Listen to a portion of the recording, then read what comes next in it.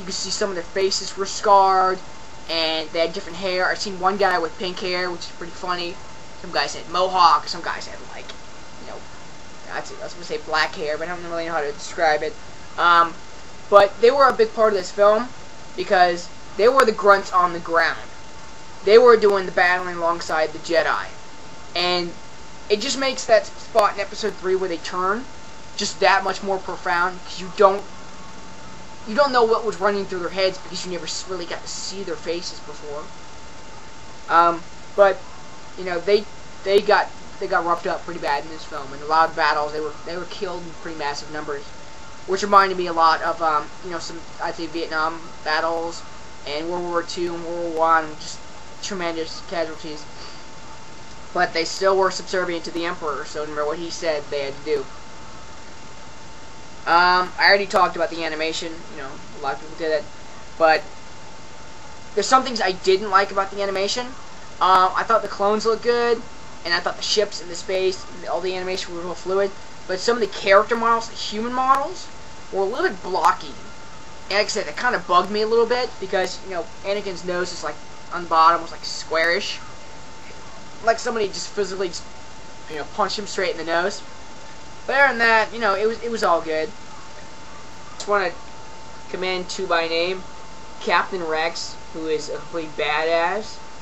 If for the win, as Will would say. He had some pretty good lines, just funny things to say in the film. But in the books, he was a lot more developed. Ahsoka asked him how old he was, because he looks a lot older than some of the other troopers, because he has gray hair. And she said, I'm 10, but I'm big for my age. Which is just fucking hilarious. He's a really good fighter and a good leader. You know, and you're going to see a lot more of him. I don't know what role we have in Order 66, but the next one I'm going to name, Commander Cody, had a big role in the Battle of Utapau, where right before Order 66 started, he was one of the first to get the call and ordered the strike on Obi-Wan, which, you know, it shows their close-knit relationship is something that just makes it even more, like, makes you shudder, you know, because, you know, he knows what's going to happen, but, oh, excuse me. Went over that. Okay, we're going to go over the Hutts. Jabba is great as always. Rasa Nagola, Wookie Nipple Pinchy. From Family Guy. I love that. You know, Jabba's Jabba. You know, he's in his temple on Tatooine. You know, he's a gangster. He's got women dance for him. That's fine. And something that was real to us for the first time, and this is something we were expecting, and kind of like threw a wrench in the whole retconning thing about what happened. Jabba before claimed that he never had a son, which is quite interesting. And now in this movie, he did have a son. So we don't know if the character survived afterward, or died, or if he disowned him, or whatever. That's the whole subplot of this film, was that Rhoda, his son, Stinky, or he calls him Punky Muffin, which we all thought was hilarious. It's a little slug-like creature.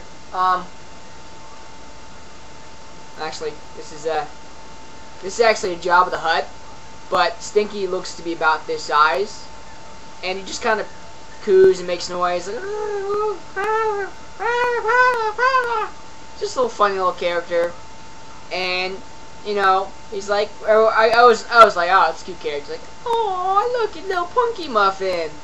And Ahsoka would call him Stinky, and you know, just real cute little character.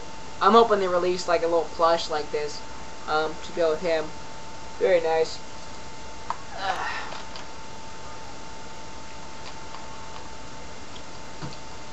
By the way, I'm not going to be giving away any of the main points of the film, so just go see it yourself if you want to know what actually happened.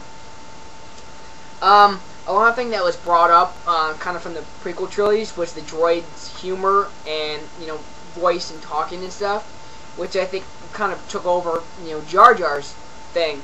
It's more funny to see a droid do it than anything else. They had several very just quotable, funny lines, like in the Battle of Christophsis. They would go, and they go, hey, where'd the shield go? I don't know. And then at the Battle of Teth, they would say things like, oh damn, I'm drawing a blank here. They would go, fuck, what did they say? Uno momento, please. They would go, he goes, Sergeant. He goes, Corporal, Sergeant, I see something coming. Shoot it down. Shoot it down. But Sergeant, what if it's one of ours? Hey, shut up. I outrank you, you know. Shut up, Corporal. I outrank you. You know, stuff like that. And then the same spot, the Corporal would be like, oh, where'd they go? And he's leaning over the cliff, and he falls off here, and he crashes down, and he goes, oh, get back here, Sergeant.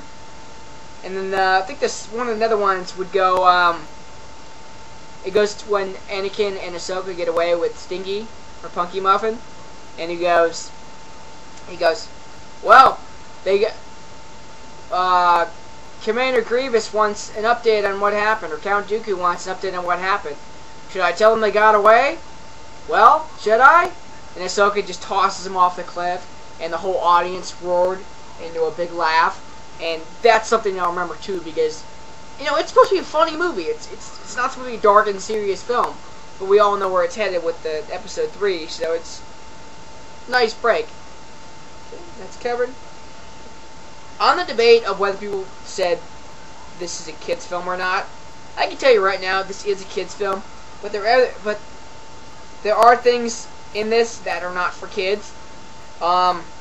Like I said, the death to the troopers, when the one gets head blown off, there's a lot of death in this film. There's a lot of them that get injured. Clone troopers injured or killed. And then the part Jabba sends some of his bounty hunters out to find Rhoda. And they get brought back on a stretcher, and it's just their heads. And I know a lot of people were complaining about that, because they're like, whoa, this is a kid's movie. That's not supposed to be for that.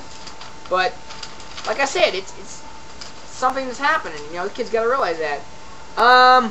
See, I talked about Rhoda. Just like any other Star Wars film, there were a lot of puns and one-liners. You know, just zingers back and forth between each other.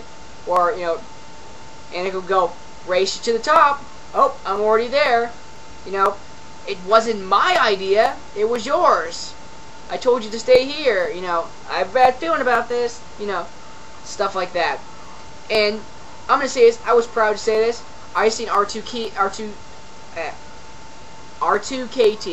which was made after the founder of the 501st, and her name is Katie Johnson, and they put her in this film. And when I saw that, I was like, yeah, Katie, woo! Wasn't really that big of a deal, but they put her in the film. It was a nice little nod to her. May she rest in peace, you know, up in heaven.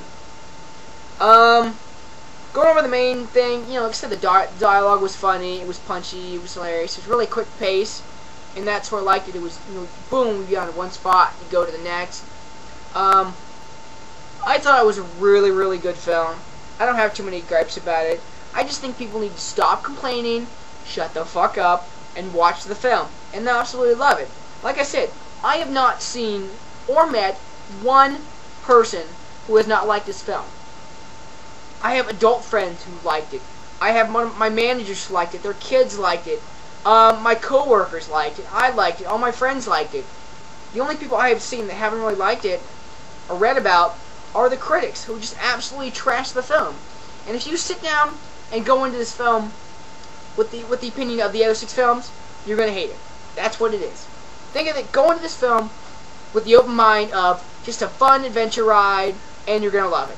If you come in there with the mind like being an asshole, you're going to hate it. So, I can't change your mind, but hopefully you guys will sit down and watch the film and just judge it for what it's worth. It's a fantastic piece of work, and I'm looking forward to the Clone Wars series, which is coming out in just a few weeks here. So, there's nothing else I can say. I give it pretty much 3.5 out of 4 stars. Being a little generous there, maybe 3, 3.5, 3.25, whatever works. But it doesn't matter, because what matters to me might not matter to you, and what matters to you might not matter to me. So, just, the film comes out on DVD in November, I can't remember what date. It comes out in November, so hopefully you'll pick it up. It's a really good film. I liked it. Plain and simple.